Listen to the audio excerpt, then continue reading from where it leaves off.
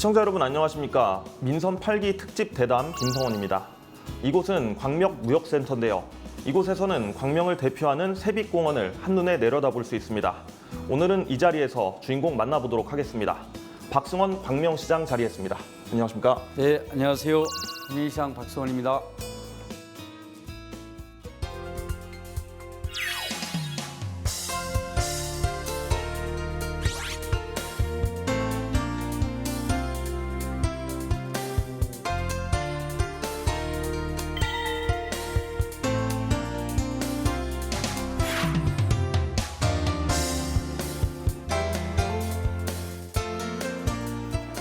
네, 시장님 첫 질문은 개인적인 이야기로 시작해 보겠습니다. 박 시장께서는 광명시에서 이제 시의원부터 시작해서 도의원, 지금 이제 시장 재선까지 하시게 되셨습니다. 그런데 첫 정치를 동네 일꾼으로부터 시작했다고요? 네, 제가 광명에서 지역운동, 시민운동을 하면서부터 지역사회를 알게 됐습니다. 1997년 1월 20일 날 제가 광명에 들어왔습니다. 그때 지역정책연구소 사무국장을 맡아서 풀뿌리 지방자치에 대한 공부를 그때 시작했고요. 광명 경실련 YMCA 회원 활동하면서 지역운동을 꾸준히 해왔는데 그 과정에 광명시 평생학습센터를 만들어서 사무국장도 하고 그렇게 지역에서 꾸준히 활동을 하다가 지역사회를 좀 더 건강하게 만드는 것은 지방의회에서 하는 게 더 의미가 있겠다는 생각을 좀 하게 됐어요. 그래서 2002년도에 처음에 지방의원 선거에 출마하려고 준비했는데 경선에서 3표 차로 떨어져서 출마 못하고 2004년도에 시의원 보궐선거가 있었습니다. 그때 출마해서 당선돼서 지금까지 계속 정치의 길을 걷고 있습니다. 그런데 이런 얘기를 좀 들었어요. 정치를 안 했으면 한다는 그 아내분의 말에 정치를 잠시 접은 적도 있었다고요. 2006년도 지방선거 때 제가 낙선을 했어요. 그때는 시의원을 하고 있을 때였는데 낙선한 이후에 어느 날 제 아내가 그 소주 한잔 하자고 해서 같이 소주 한잔 했는데 눈물을 뚝뚝 흘리면서 정치를 안 했으면 좋겠다고 저한테 얘기를 했어요. 그래서 왜 그러냐 물어봤더니 정치하는 아내에 좀 이렇게 내조하는 게 정말 힘들다라는 표현을 해서 제가 아내를 위해서 정치를 접겠다라고 약속을 했죠. 정치를 접겠다고 약속을 하고 실제로 출마를 안 하려고 했는데 2008년도에 노무현 대통령이 돌아가셨어요. 그래서 노무현 대통령 돌아가신 이후에 서울시청에서 노제를 치르고 이렇게 전철 타고 집으로 돌아오는데 노무현 대통령께서는 20년 동안 불꽃 같은 정치 활동을 하셨잖아요.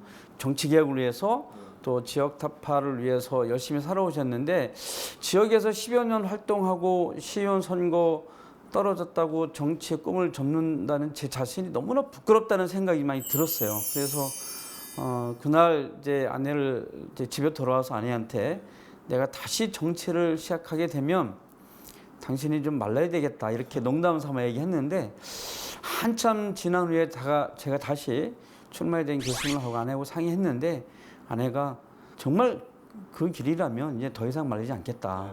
그래서 아내가 그렇게 저한테 얘기하고 그러면 다시 돌아오지 마라. 최선을 다해서 열심히 활동하라 해서 그 뒤로 열심히 지금까지 활동하고 있습니다. 아내분의 내조가 상당히 영향이 많이 끼쳤던 것 같습니다. 그런데 이런 얘기도 있더라고요. 시장이 되시는데 어머님의 영향이 조금 있었다. 이런 얘기가 있었는데 어떤 내용인가요? 어머님의 영향이라기보다는요. 제가 시의원 할 때 우리 어머님이 이제 인천에 사셨는데 치매가 좀 있으셨어요. 그래서 노인정 갔다가 이렇게 돌아가시는 길에 길을 잘 잃어버리셨어요. 그러면 경찰서에서 어머니 모시고 계시다가 아드님 뭐 하세요? 하고 어머니한테 여쭤보면 어머님이 우리 아들 광명시장이야. 항상 그러셨대요. 그래서 어머님은 광명시의원은 잘 모르시니까 늘 광명시장이라고 저를 이렇게 이야기하셨던 것 같아요. 그렇게 제가 한 서너 번을 그렇게 부평경찰서에서 연락을 받고 어머니를 모시러 갔던 기억인데 나중에 시장 되고 나서 생각해보니 그때 어머님이 늘 저를 광명시장으로 불러줬기 때문에 광명시장이 된 게 아닌가라는 생각을 좀 가끔 해봅니다. 네. 어머님의 염원이 지금 좀 돌아가셨어요? 아, 그러세요. 이 두 여성분의 영향이 꽤 컸다라고 좀 생각이 듭니다. 다음 질문 좀 드리고 싶은데요. 다른 정치하시는 분들 제가 몇몇 분 여쭤보니까 정치가 힘들다, 어렵다 이렇게 얘기들을 많이 하시는데 시장님께서는 오히려 좀 재미있다 이런 얘기를 하신 것 같아요. 어떠세요? 아니 물론 어렵죠. 어려운데 사실 재미있는 부분도 좀 많이 있습니다. 왜냐하면 사실은 이제 정치하는 사람은 국민들에게 시민들에게 늘 영향력 있는 메시지를 줘야 하는 자리거든요.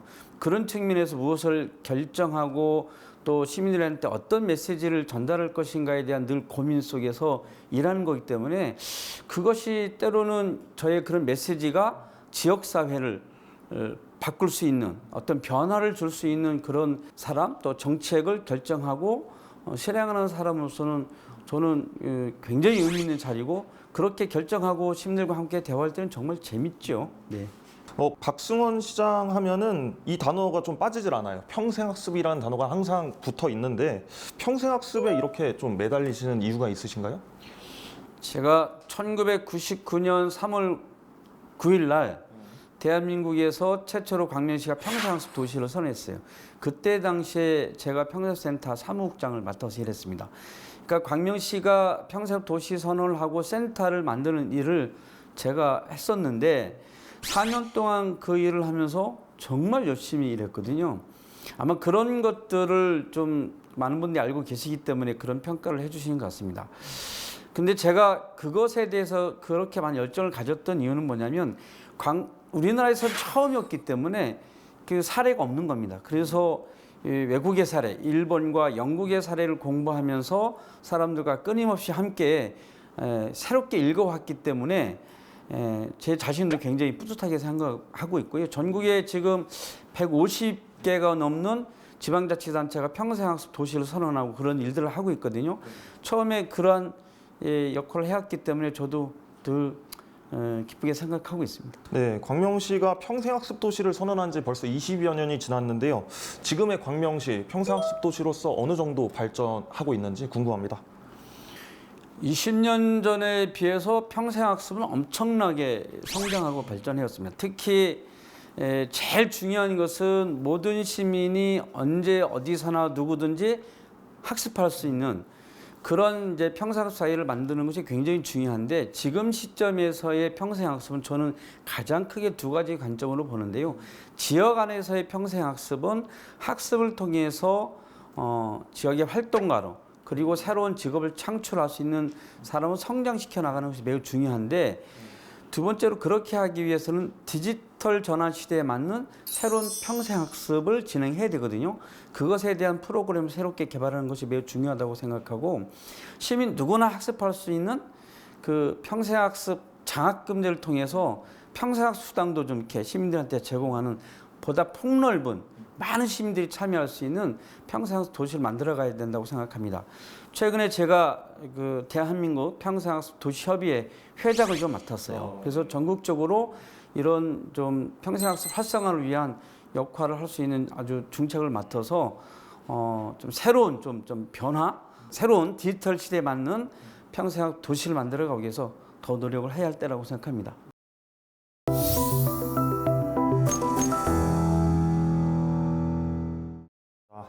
지금부터는 조금 깊게 들어가서 지역 현안에 대한 이야기 좀 나눠보도록 하겠습니다. 시장님께서 이제 자치 분권에 대해서 관심이 매우 높은 것으로 제가 알고 있거든요. 그렇다면 진정한 지방자치, 자치 분권은 뭐라고 생각하는지 궁금합니다. 주민자치에 있다고 생각합니다. 실제로 자치분권 하면 중앙에 있는 권한, 예산을 지방에 많이 배분하는 것으로 생각하죠. 그것은 제도적인 측면이기 때문에 당연히 그렇게 가야 하는 거고.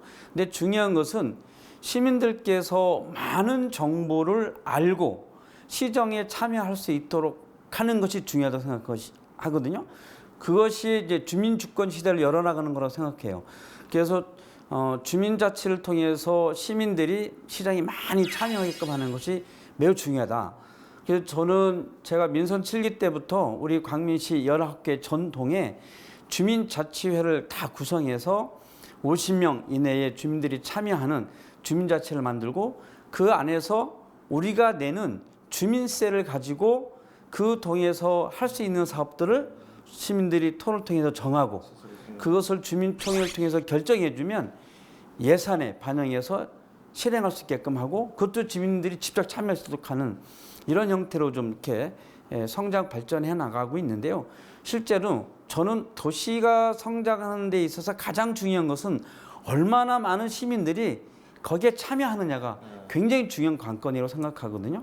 그래야 도시의 미래가 주민의 힘에 의해서 바뀌어갈 수 있다고 생각해요. 그리고 가장 중요한 것은 공정하고 어떤 평등한 사회, 공평한 사회, 차별 없는 사회를 만들어가기 위해서는 시민들의 적극적인 참여를 보장하는 지방자치 시대를 만들어가야 된다고 생각하고 있습니다. 주민자치는 좀 이해가 됐습니다. 그런데 이 지방자치도 중요하잖아요. 예, 지방자치가 잘 되려면 중앙의 권한을 어느 정도 이양을 받아야 되는데 어려움이 좀 많습니다. 이 부분에 대해서는 어떻게 생각하시나요? 그래도 지난 정부 때 그 지방자치법 정부 개정을 통해서 지방정부로 이양하는 것, 그래서 지방정부로 이양하는 사업들도 현재 좀 진행이 되고 있는데 문제는 더 많이 이양이 돼야 하는 측면이 하나 있고요. 두 번째로는 그 지난 정부에서도 현재 8대2 구조로 되어 있는 예산을 7대3, 그러니까 지역의 3 이렇게 지방에 더 많은 예산을 이제 분배하는 걸로 노력하기로 했는데 이게 다 진행되지 못했습니다. 그래서 향후에도 이건 끊임없이 중앙정부하고 협의를 해서 지방에게 더 많은 예산이 권한이 배정될 수 있도록 하는 것은 매우 중요하고요. 제가 자치분권 지방정부협의 회장을 또 맡고 있어요. 그래서 이러한 논의를 계속 해야 되는데 이번에 저희가 자치 입법 공장을 좀 만들려고 그래요. 그러니까 자치 입법 공장이라고 하는 얘기 뭐냐면 이런 지방자치법을 좀 더 개정해서 주민들에게 더 많은 권한, 지방에 더 많은 권한을 줄 수 있는 자치법을 할 수 있도록 그 많은 전문가들과 계속 논의하고 토론을 통해서 국민적 합의를 모아하는 과정이 매우 중요하고요. 그 일을 좀 선도적으로 해 나가도록 하겠습니다. 광명시 또 도시 개발 사업도 매우 중요하잖아요. 시흥시랑 더불어서 이제 3기 신도시로 지정되면서 시민들의 또 기대감이 많이 큰 상황입니다. 3기 신도시로서의 광명시 어떻게 밑그림 그리고 계시는지도 궁금합니다. 광명의 미래 100년 지도를 어떻게 그릴 거냐라고 하는 문제는 사실 3기 신도시를 어떻게 개발할 거냐에 관한 문제여서 앞으로 4년 동안 이 일을 정말 잘해야 됩니다. 그래야 자족 경제 도시로서 성장할 수 있고 또 친환경 스마트 도시로 성장할 수 있을 거라고 생각합니다. 저희 시는 글로벌 문화 수도로서 자리매김할 수 있도록 K 콘텐츠를 중심으로 한 여러 가지 문화 수도로서의 기능을 확보하기 위해서 좀 준비를 좀 하고 있는데요. 앞으로 많은 숙제들이 좀 남겨져 있습니다. 많은 전문가들과 시민들과 논의를 통해서 반드시 자족 경제 도시가 될 수 있도록 하고자 합니다. 네, 방금 숙제라고 말씀하셨는데 이것도 굉장히 큰 숙제입니다. 도시 균형 발전. 이거에 대한 관심도 굉장히 높은데요. 신도심과 구도심 격차 해소 방법 혹시 생각하시는 게 있으실까요? 이제 신도시가 이제 새로 만들어지는데 한 10년 정도 걸리겠죠. 그러면 10년 후에 신도시가 만들어지는 시점에서 이 구도심 지역에 대한 균형 있는 이제 그 성장도 필요하기 때문에 이 구도심 지역에 대한 재건축, 재개발 사업도 지금부터 준비를 해야 합니다. 그래서 이 80년대 중반에 만들어졌던 광명시 철산동, 한동 지역의 공동주택 지역이 한 30만 평 정도 되는데 이곳을 이제 재건축하기 위해서 현재 그 지구단위 계획을 수립을 좀 하고 있거든요. 그렇게 해서 좀 더 안정적이고 좀 더 쾌적한 균형 발전이 될 수 있도록 준비를 좀 하고 있어요. 그래서 그분에 대한 것은 이곳에 새로운 좀 공공시설이 좀 들어올 수도 있도록 하고 공원도 더 확대하고 또 안양천과 연계하는 뭐 덕계공원도 좀 만들고 이런 종합적인 계획을 지금부터 잘 세우고자 준비하고 있고요. 특히 이 광명이 도시로 성장한 지 딱 40년이 좀 지났거든요. 그래서 이 광명동 지역과 소화동 지역의 재개발 사업도 차근차근 진행해 나가고 있는데요. 공공 재개발 사업이 속속 결정이 나오고 있어서 주민들과 잘 협의해서 이 사업을 진행해 나가고자 합니다. 네. 박 시장께서는 이른바 광명시를 정원도시로 만들겠다는 계획을 밝히신 바가 있습니다. 정원도시 만들겠다 어떤 뜻인가요? 힐링의 도시를 만들고 싶어요. 제가 광명에서 오랫동안 활동하면서 이 도시가 어떻게 성장하는 게 바람직한가라는 생각들을 정말 많이 고민했고 많은 분들이 이런 말씀을 해주셨어요. 그런데 서울하고 아주 가깝고 이곳은 주택이 많은 도시입니다. 그런데 반면에 그 안양천과 목감천이 있고 가운데 4개의 산이 있어요. 그러니까 어떻게 보면 매우 자연 친화적인 도시인데 주택이 많이 있죠. 그래서 이곳을 정원도시로 더 가꿔주면 이 도시에 살고 있는 시민들이 매우 행복해 하겠다라는 생각을 했어요. 그리고 이 빽빽한 도시 숲에서 뭔가 공동체적인 삶을 누릴 수 있는 유일한 방법은 정원도시다. 그래서 그동안 안양천, 목감천을 시민정원으로 만드는 데 굉장히 많은 노력을 해왔고요.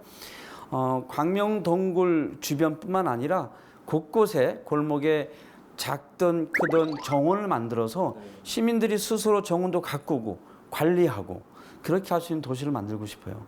그래서 우리 광명시는 시민정원사 양성 교육도 현재 하고 있고요.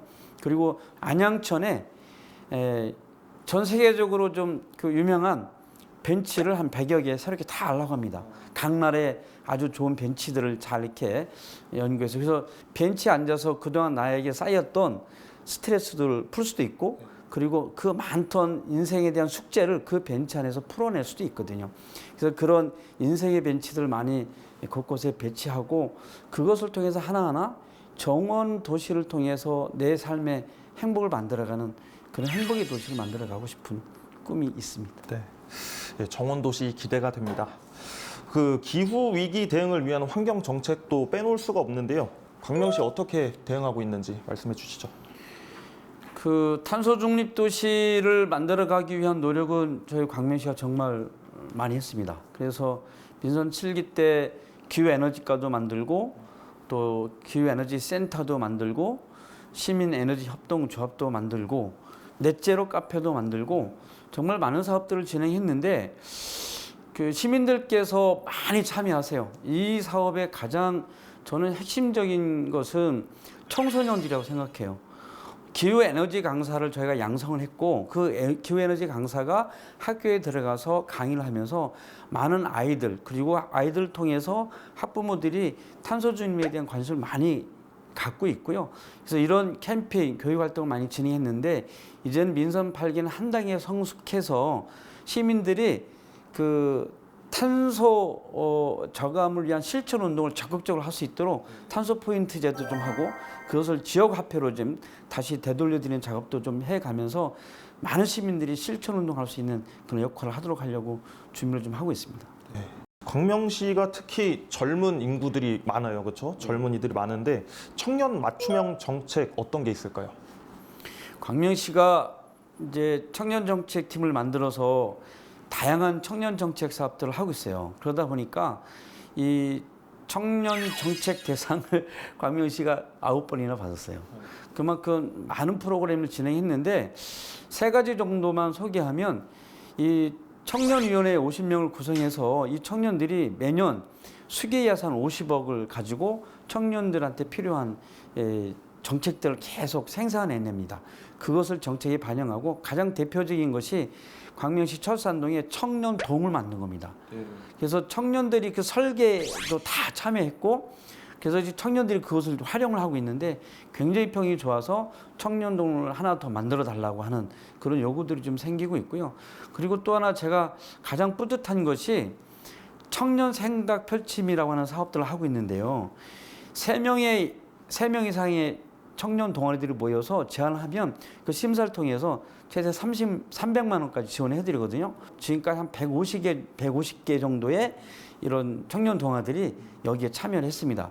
그리고 이 과정을 통해서 주스터라고 하는 이제 하나의 좀 어떤 사회적 기업 또 그런 뭐 협동조합도 만들고 이런 활동들을 지속적으로 하고 있어요. 그래서 동아리에서 하나의 좀 회사도 만들어지고 일자리도 만들어 나가는 이런 역할들을 하고 있기 때문에 저는 이것이 그 청년들한테 뭔가 활동할 수 있는 기회의 장을 최대한 많이 만들어준 거, 소위 쉽게 말해서 판을 깔아주는 것, 이것을 정말 잘해야 되겠다라는 생각들을 늘 하고 있습니다. 이 질문도 굉장히 중요한데 취임사에서 민선 8기 시작은 코로나19에 남겨진 상처를 극복하는 민생 경제 회복을 위한 노력하겠다 이렇게 말씀하셨는데 구체적인 방안 무엇인가요? 민생경제회복위원회를 만든 것은 근본적으로 이제 민생경제를 좀 지키고 끊임없이 이제 살려내는 작업을 해야 되겠다는 판단 속에서 전문가 중심으로 민생경제위원회를 구성을 했어요. 6차례 회의를 통해서 10개 사업들을 정리했습니다. 그래서 이번 추경 예산에도 반영을 하고 내년도 본 예산에 좀 반영도 좀 할 건데 한두 개 사업만 소개를 해드리면 광명형 제기 프로젝트라는 사업들을 하기로 했습니다. 그래서 코로나 과정에서 폐업을 하시는 분들한테 좀 이렇게 폐업이 좀 자유롭게 할 수 있도록 하는 이제 지원 사업도 좀 하고요. 사실 폐업하는 거 쉽지 않아요. 그렇죠. 밀린 월세도 이제 내야 되고 폐업하려면 원상복구도 해줘야 되고 그런 부분, 그리고 다시 창업하려고 할 때 이제 거기에 필요한 자금 지원이나 또 동종업계 취업을 하려고 할 때는 고용 자금도 지원한다든지 이런 형태의 재기 프로그램도 좀 준비를 했고요. 그리고 지역 화폐 가맹점을 좀 더 활성화하기 위해서 5억 원 매출 5억 원 이내의 그 가맹점들한테 저희 수수료를 지원하는 이런 것도 이번에 새로 좀 하기로 했습니다. 그 외에 여러 가지 사업들을 준비했는데요. 저는 지방정부가 해야 할 가장 중요한 경제대책 중에 하나는 소상공인들을 지켜내는 일이라고 생각해요. 그래서 광명 그런 일들을 몇 년 7동안 꾸준히 해왔는데 앞으로도 그런 일들은 지속적으로 해나갈 생각입니다. 광명시 여러 현안에 대해서 이야기를 나눠봤습니다. 네, 마지막으로 공통 질문 드리는 게 있는데요. 광명시와 연관을 지어서 시장님 본인의 이름으로 삼행시를 지어주시면 됩니다. 삼행시요? 네, 자신 있으신가요? 네, 해보겠습니다. 네, 그럼 제가 예. 운을 띄워드리도록 하겠습니다. 박승호는 시민 여러분과 함께 하겠습니다. 승, 승승장구하는 광명을 위하여 원 없이 일하는 일꾼이 되겠습니다. 감사합니다. 네, 시민이 정말 자부심을 가지고 살 수 있는 광명시를 만들겠다 이렇게 의미로 받아들여집니다. 네, 네, 오늘 긴 시간 함께 해주셔서 감사합니다. 네, 고맙습니다. 네, 광명시는 3기 신도시 등 대규모 개발 사업이 진행이 되고 있습니다. 미래 100년을 설계하는 데 매우 중요한 시기인데요. 지역 현안과 이슈를 슬기롭게 대응해서 도시 성장의 주춧돌을 잘 마련하길 기대해 보겠습니다. 민선 8기 특집 대담 여기서 마무리하겠습니다. 시청해 주셔서 고맙습니다.